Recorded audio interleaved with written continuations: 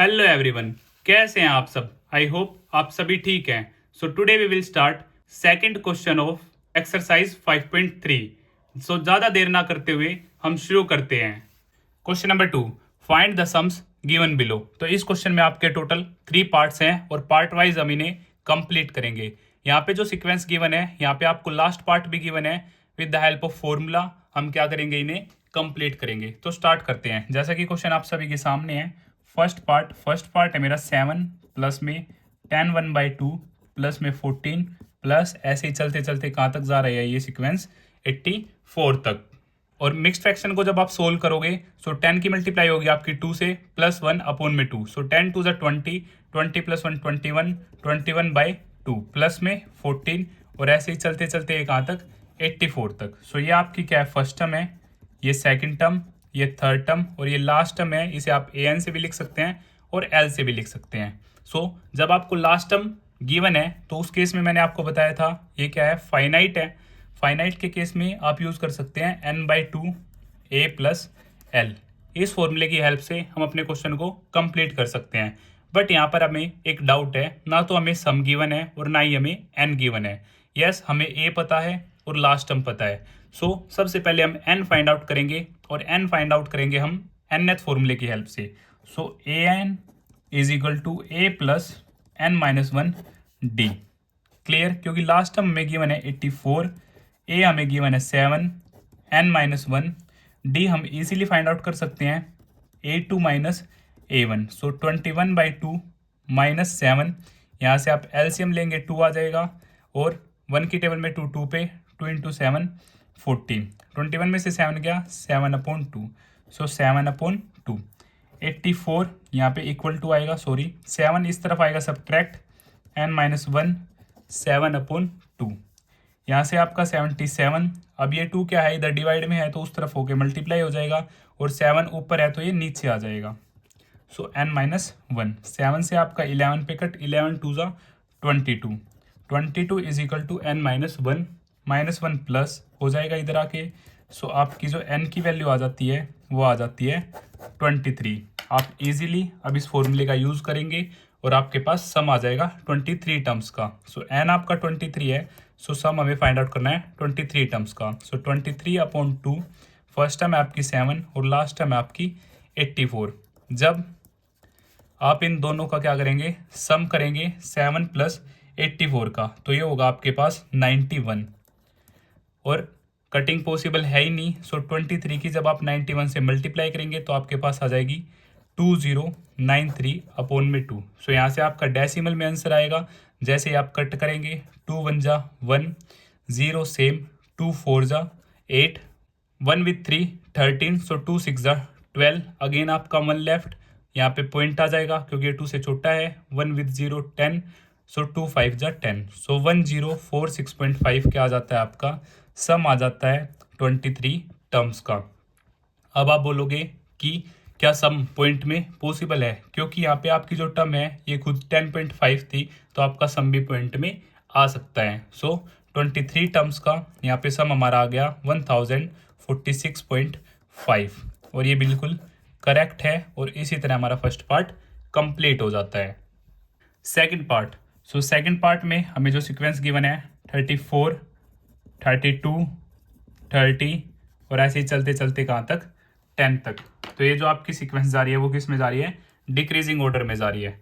सो ये आपकी first term, ये सेकंड, ये थर्ड टर्म और ये हमें लास्ट टर्म गिवन है, nth टर्म हमें गिवन है। सेम यहाँ पे भी हम इसी फॉर्मूले का यूज़ करेंगे n/2 a प्लस l। यहाँ पे भी सेम हमारे पास ना सम है ना n है। सो nth फॉर्मूले से हम क्या निकालेंगे, n की वैल्यू निकालेंगे और फिर उन सभी टर्म्स का सम फाइंड आउट कर देंगे SN फॉर्मूले की हेल्प से। So an is equal to a plus n-1 d।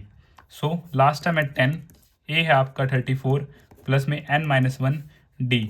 d काफ़ी इजी है, a2 माइनस a1। सो 32 माइनस 34, d आपका आ जाता है -2। -2 है तो यहाँ पे भी हम ब्रैकेट का यूज़ कर लेते हैं। सो 10 34 इस तरफ आएगा तो आपका नेगेटिव हो जाएगा, n-2 यहाँ से -2।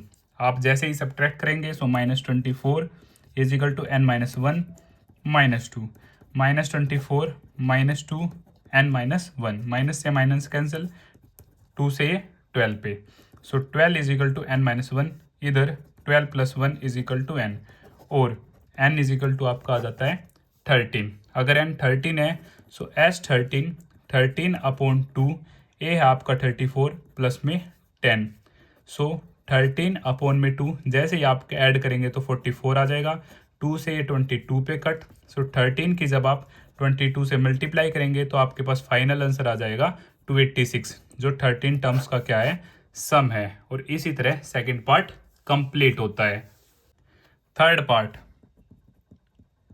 पार्ट में हमें गिवन है -5 प्लस -8 प्लस -11, चलते चलते कहाँ तक, -230 तक। सो सेम यहाँ पे भी हमें ये फर्स्ट टर्म, ये हमारी सेकंड टर्म, ये थर्ड टर्म, और ये हमारी last term an। So Sn is equal to n/2, a plus में l लिख सकते हैं, या फिर आप a प्लस में an लिख सकते हैं, सेम बात है। अगर आपको लास्ट टर्म गिवन है तो आप with the help of this formula question क्या करेंगे, कंप्लीट करेंगे। आपके लिए कैलकुलेशन जो होगी वो काफ़ी ईजी रहेगी। सो यहाँ पे भी ना हमारे पास सम है ना n है। सो nth टर्म की हेल्प से हम पहले क्या निकालते हैं, n की value. So an is equal to a plus n -1 d। So nth term है मेरे पास -230, a है -5, n है मेरा जो मुझे फाइंड आउट करना है, d common difference a2 -a1। अब -8 माइनस, यहाँ पे फर्स्ट टर्म भी नेगेटिव है तो हम ब्रैकेट यूज़ करेंगे। सो -8 + 5, यहाँ से आपके पास आ जाती है -3, d की वैल्यू कॉमन डिफरेंस। सो -3 ब्रैकेट इधर आया, +5, सो n -1 -3।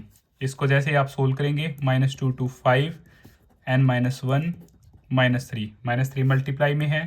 सो आपके पास इधर डाउन हो जाएगा, n -1 माइनस से माइनस कैंसिल, जैसे ही आप कट करेंगे 3 7 जा 21, 1 लेफ्ट, 1 with 5 15, 3 5 जा 15। सो 75 इज इक्वल टू n -1। अब -1 इधर शिफ्ट होगा आपका। सो आपके पास यहाँ से n की जो वैल्यू आ जाएगी 75 + 1 76 आ जाती है। अब सम ऑफ 76 टर्म हमें फाइंड आउट करना है। सो 76 अपॉन में 2, फर्स्ट टर्म है आपकी -5 और लास्ट टर्म है -230। सो यहाँ से 76 अपॉन में 2, -5 -230।